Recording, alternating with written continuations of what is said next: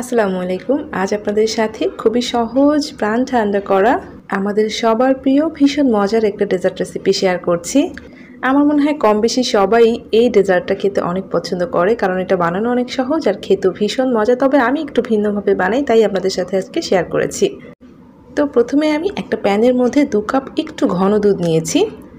তারপর এর মধ্যে দিয়ে দিচ্ছি 1/4 কাপ গুঁড়া দুধ। একটু ঘন দুধটা নেওয়ার চেষ্টা করবেন, জাল করে ঘন করে নেওয়ার, তাহলে এই ডেজার্টটা খেতে অনেক বেশি ভালো লাগে। তো গুঁড়া দুধটাকে ভালোভাবে মিশিয়ে নিয়েছি। এরপর এর মধ্যে আমি দিয়ে দিচ্ছি চিনি। এটা স্বাদ মতো দিয়ে নেবেন। আমি 1/4 কাপের মতো চিনি দিয়েছি। এখন দুধটাকে জাল করে আমি একটা বলক তুলে নেব। যেহেতু আমি দুধটাকে আগেই জাল করে একটু ঘন করে নিয়েছিলাম, তাই খুব বেশি জাল করতে হবে না, জাস্ট একটা বলক তুলে নিচ্ছি। তার আগে আমি একটা বাটির মধ্যে নিচ্ছি 3 টেবিল চামচ ভ্যানিলা কাস্টার্ড পাউডার। আমি 2 কাপ দুধের জন্য 3 টেবিল চামচ কাস্টার্ড পাউডার নিয়েছি। এখন এর মধ্যে দিয়ে দিচ্ছি 1/4 কাপ দুধ। দুধটা অবশ্যই নর্মাল টেম্পারেচারে হতে হবে। এখন এই কাস্টার্ড পাউডারটাকে খুব ভালো করে মিশিয়ে নিচ্ছি, যাতে এর মধ্যে কোনো লাম্পস না থাকে। তো কাস্টার্ড পাউডারটাকে খুব ভালোভাবে মিশিয়ে নিয়েছি। দেখতে পাচ্ছেন কোনো লাম্পস নেই। এদিকে দুধটা একটা বলক চলে এসেছে। আমি দুধটাকে একটু নেড়ে চেড়ে দিচ্ছি। দেখেন দুধটা বেশ অনেক ঘন হয়েছে, যেহেতু আমি একটু গুঁড়া দুধ এখানে ইউজ করেছি, তার কারণে এটা আরও অনেকটা ঘন হয়ে গিয়েছে।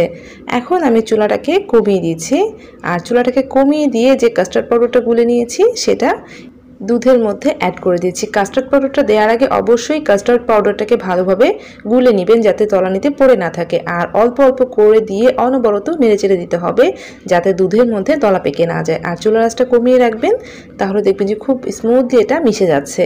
তো অনবরত নেড়েচেড়ে দিচ্ছি, আর আমি পুরো 3 টেবিল চামচ কাস্টার্ড পাউডারই এর মধ্যে দিয়ে দিয়েছি। এটা আমি অনেকটা ঘন করে তৈরি করে নিচ্ছি। দেখতে পাচ্ছেন খুব ভালোভাবে বলক চলে এসেছে। আর আমি এটা কিছুক্ষণ বলক তুলে জাল করে নিব। 4-5 মিনিটের মতো জাল করে নিলেই হয়ে যাবে, আর অনবরত নেড়েচেড়ে দিতে হবে। দেখেন কেমন ঘন হয়েছে। এটা ঠান্ডা হওয়ার পরে আরও অনেকটা ঘন হয়ে যাবে। এরকম ঘন ক্রিমের মতো নামিয়ে নেবেন। আর 2 কাপ দুধের জন্য 3 টেবিল চামচ কাস্টার্ড পাউডার ইউজ করলে এরকম ঘন হয়ে যাবে। তো আমি এখন নামিয়ে ঠান্ডা করে নিচ্ছি। আর অবশ্যই ভালোভাবে ঠান্ডা করে নিতে হবে, এর জন্য ফ্রিজে রেখে দিচ্ছি। এখন একটা সার্ভিং ডিশের মধ্যে আমি কেটে রাখা ফলগুলো দিয়ে দিচ্ছি। আমি এখানে কালো আঙ্গুর, সবুজ আঙ্গুর, বিভিন্ন ধরনের ফ্রুটস নিয়েছি। আমি 2 ধরনের আপেলও অ্যাড করে দিয়েছি। তো আপনারা ফ্রুটসগুলো আপনাদের পছন্দ মতো অ্যাড করে নেবেন। তো সবগুলোকে আমি এরকম ছোটো ছোটো টুকরো করে কেটে নিয়েছি। কলাও দিয়ে দিলাম। আর সবকটা ফল দেওয়া হয়ে গিয়েছে। এখন আমি এর মধ্যে কাস্টার্ড মিক্সটা অ্যাড করে দিব। তার আগে এখানে একটা টেকনিক রয়েছে, এরকম হ্যান্ড হুইক্স দিয়ে আমি খুব ভালো করে একটা স্মুথ ক্রিমি টেক্সচার নিয়ে আসবো। এর জন্য হ্যান্ড হুইক্স দিয়ে খুব ভালো করে ফেটিয়ে নিচ্ছি, কারণ কাস্টার্ডটা অনেকটা ঘন ছিল। আর এভাবে যদি আপনি একটু ফেটিয়ে নেন কাঁটা চামচ কিংবা হ্যান্ড হুইক্স দিয়ে, তাহলে দেখবেন যে একটা ক্রিমি স্মুথ টেক্সচার চলে এসেছে। এখন আমি এর মধ্যে 2 স্কুপ পরিমাণে ম্যাঙ্গো আইসক্রিম ইউজ করলাম। আপনারা এখানে ভ্যানিলা কিংবা স্ট্রবেরি আইসক্রিম ইউজ করতে পারেন, তবে ভ্যানিলা আর ম্যাঙ্গোটা দিলেই বেশি ভালো লাগে খেতে।